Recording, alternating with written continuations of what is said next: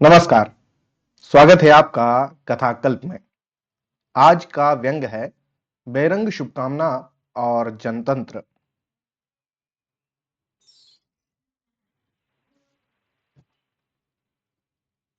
नया साल राजनीति वालों के लिए मतपेटी का और मेरे लिए शुभकामना का बेरंग लिफाफा लेकर आया है। दोनों ही बेरंग शुभकामनाएं हैं जिन्हें मुझे स्वीकार करने में 10 पैसे लग गए और राजनीतिज्ञों को बहुत बेरंग चार्ज चुकाना पड़ेगा। मेरे आसपास प्रजातंत्र बचाओ के नारे लग रहे हैं।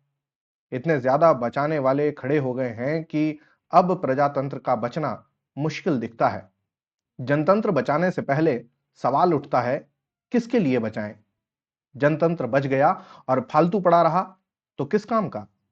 बाग की सब्जी को उजड्ड ढोरों से बचाते हैं तो क्या इसलिए कि वह खड़ी खड़ी सूख जाए? नहीं, बचाने वाला सब्जी पकाकर खाता है। जनतंत्र अगर बचेगा तो उसकी सब्जी पकाकर खाई जाएगी, मगर खाने वाले इतने ज्यादा हैं कि जनतंत्र के बंटवारे में आगे चलकर झगड़ा होगा। पर जनतंत्र बचेगा कैसे? कौन सा इंजेक्शन कारगर होगा? मैंने एक चुनाव मुखी नेता से कहा, भैया जी, आप तो राजनीति में मां के पेट से ही हैं, जरा बताइए जनतंत्र कैसे बचेगा?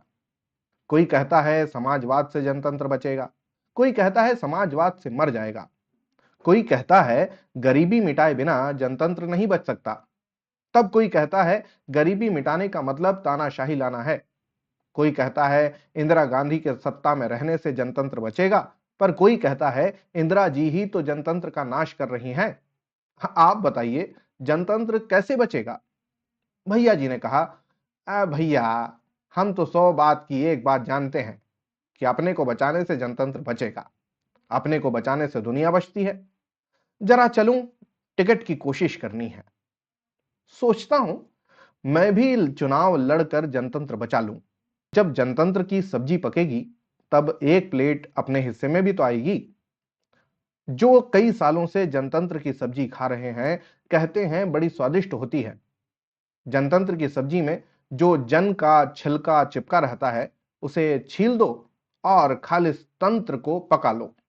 आदर्शों का मसाला और कागजी कार्यक्रमों का नमक डालो और नौकरशाही की चम्मच से खाओ, बड़ा मजा आता है। सोचता हूं जब पहलवान चंदगी राम और फिल्मी सितारे सितारिन जनतंत्र को बचाने पर आमादा हैं, तो मैं भी क्यों ना जनतंत्र को बचा लूं।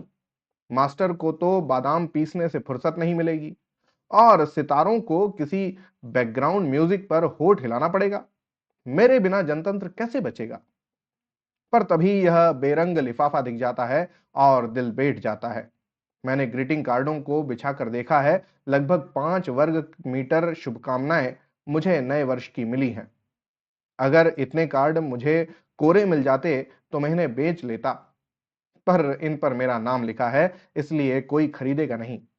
दूसरे के नाम की शुभकामनाएं किस काम की? इनमें एक बेरंग लिफाफा भी है। कार्ड पर सुख समृद्धि की कामना है, सही है, पर इस शुभकामना को लेने के लिए मुझे 10 पैसे देने पड़े। जो शुभकामना हाथ में आने के 10 पैसे ले ले, वह मेरा क्या मंगल करेगी? शुभचिंतक मुझे समृद्ध तो देखना चाहता है, पर यह मुझे बताने के ही 10 पैसे ले लेता है। शुभ का आरंभ अक्सर मेरे साथ अशुभ होता है। समृद्ध होने के लिए लॉटरी के 2 टिकटें खरीदी, हरियाणा और राजस्थान की। खुली तो अपना नंबर नहीं था, 2 रुपए गांठ के चले गए। एक दिन मेरा एक छात्र मिला तो मैंने पूछा, अरे, तुम्हारे ऐसे ठाठ कैसे हो गए? बड़ा पैसा कमा रहे हो? उसने कहा, सर, अब मैं बिजनेस लाइन में आ गया। मैंने पूछा, अच्छा, कौन सा बिजनेस करते हो? उसने कहा, है जी, सट्टा खिलाता हूं। इस देश में सट्टा बिजनेस लाइन में शामिल हो गया। मंथन करके लक्ष्मी को निकालने के लिए दानवों को देवों का सहयोग अब नहीं चाहिए। पहले समुद्र मंथन के वक्त तो उन्हें टेक्निक नहीं आती थी, इसलिए देवताओं का सहयोग लिया। अब वे टेक्निक सीख गए हैं। हर अच्छी चीज बेरंग हो जाती है। पिछले साल सफाई सप्ताह का उद्घाटन मेरे घर के पास ही हुआ था। अच्छी साइट थी। वहां कचरे का एक बड़ा ढेर लगाया गया।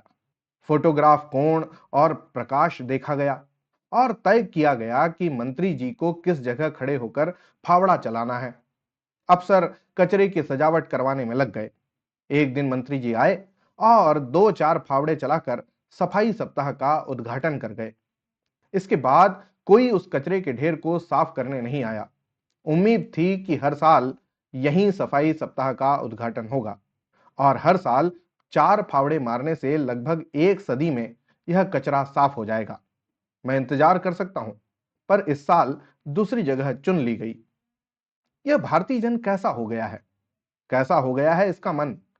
लगता है मुझे ही नहीं, सारे देशवासियों को बेरंग शुभकामनाएं आती रही हैं और आज उसका यह हाल हो गया है कि कहता है खुशहाल होने से भी क्या होगा, या यह जो भारतीय होने के लिए चलता है कि रास्ते में कोई उसे रोक कर कहता है चल वापस, तू भारतीय नहीं फला जाति का है। बेरंग मंगल कार्ड मुझे घूर कर देखता है और कहता है वक्त के इशारे को समझ और बाजा, तुझसे प्रजातंत्र नहीं बचेगा।